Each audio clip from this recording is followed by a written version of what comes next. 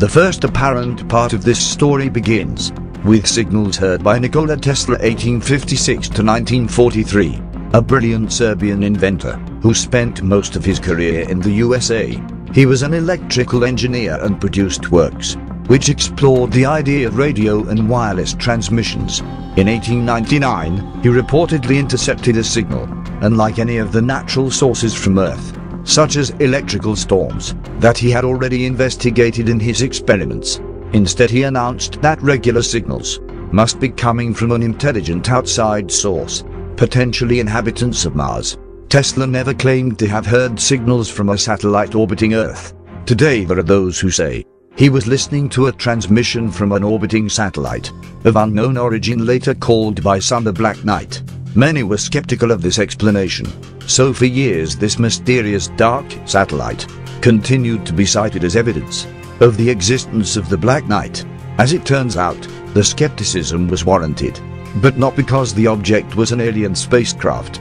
Rather, declassified documents revealed that it was, in fact, a part of the United States Corona project, a mission that produced the world's first successful space photo reconnaissance flights in an effort to monitor Soviet missile facilities.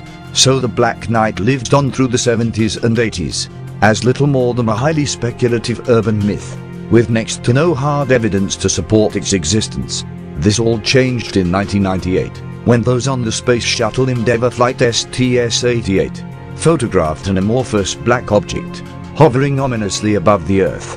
In 1973, science fiction author Duncan Lunan wrote an article for Spaceflight magazine that speculated that a 13,000-year-old alien object in orbit around the moon could have been responsible for these otherworldly echoes. For reasons that remain unclear, many of those who support the Black Knight theories usually cite Lunan's 13,000-year-old space probe as a potential manifestation of this mysterious satellite, despite Lunan never having mentioned the Black Knight at all. The persistence of these rumors has prompted Lunan to outright deny having anything to do with seeding the theory. There are several pictures for the Black Knight. These pictures, according to NASA, are images of a thermal cover dropped during a spacewalk, or during some type of extravehicular activity on the ISS. During this expedition, one astronaut purportedly finished his mission early, and was asked to cover the space station's trunnion pins with thermal covers. The astronaut was asked to complete this as a free-floating task, despite not having the cover properly attached, inevitably losing track of it as it floated off. When asked later which pin he lost the cover to, he said he could not remember and that he was too upset with himself to think about it. NASA maintains that the photographs most people point to as evidence of the Black Knight are images of this thermal cover. There is also a video of the astronauts inside the space station filming and photographing the cover as it floats off. It is entirely possible that NASA's claims are true.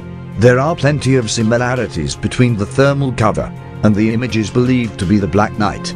There aren't, however, sufficient explanations of sightings and documentation of the satellite from the 1950s and 60s by numerous government and scientific agencies.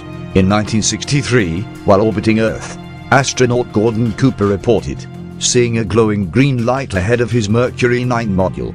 He reported it to the Australian Space Command, who were able to track it. Oddly enough, when Cooper returned to Earth, he was not allowed to talk about the light, and it was officially reported he had suffered hallucinations from an excess of carbon dioxide in his cabin. Despite NASA's attempt to explain what Cooper saw with a more mundane explanation, he continued throughout his life to divulge stories that detailed his experiences with UFOs and other unexplained phenomena. He often spoke of attempted government cover-ups regarding UFOs and unexplained activity, so it could be probable he saw the Black Knight, realizing its existence was deliberately being withheld from the public. In 1954, UFO researcher Donald Keyhoe told newspapers that the United States Air Force had reported that 2 satellites orbiting Earth had been detected. At that time, no country had the technology to launch a satellite. Skeptics have noted that Keyhoe had been promoting a UFO book at the time, and the news stories were likely written, not intended to be taken seriously. A British rocket called the Black Knight rocket was used in conjunction with the Blue Streak missile program, between 1958 and 1965, to test re-entry vehicles.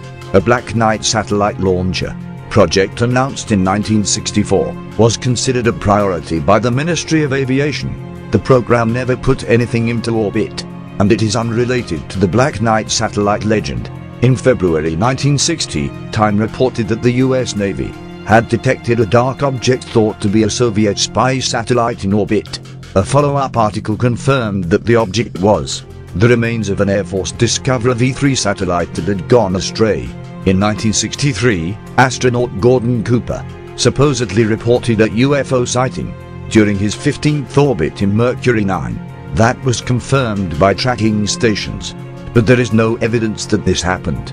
Neither NASA's mission transcripts nor Cooper's personal copies show any such report being made during the orbit. In 1973, Scottish author Duncan Lunan analyzed the long-delayed radio echoes received by Halls and others and speculated that they could possibly originate from a 13,000-year-old alien probe located in an orbit around the Earth's moon. He suggested that the probe may have originated from a planet located in the solar system of star Epsilon Barotis. Lunan later retracted his conclusions, saying that he had made outright errors, and that his methods had been unscientific.